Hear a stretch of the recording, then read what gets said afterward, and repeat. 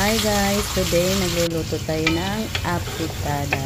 Hinintay lang tayo na hanggang mag-golden brown at i-add natin ang manok.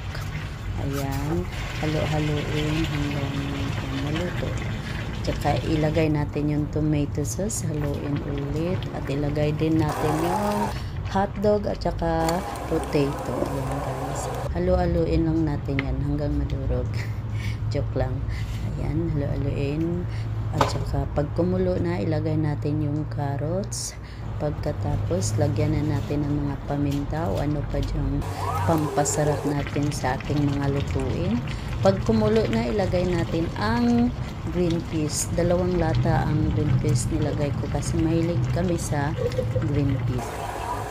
Yan, halu-haluin lang natin guys. Malapit nang maluto. Ayan, luto na yan. Pinakuluan ko masyado kasi gusto ko medyo malambot yung mga gulay. Ayan guys, don't forget to subscribe. Please support. Ayan na, luto na ang apritada.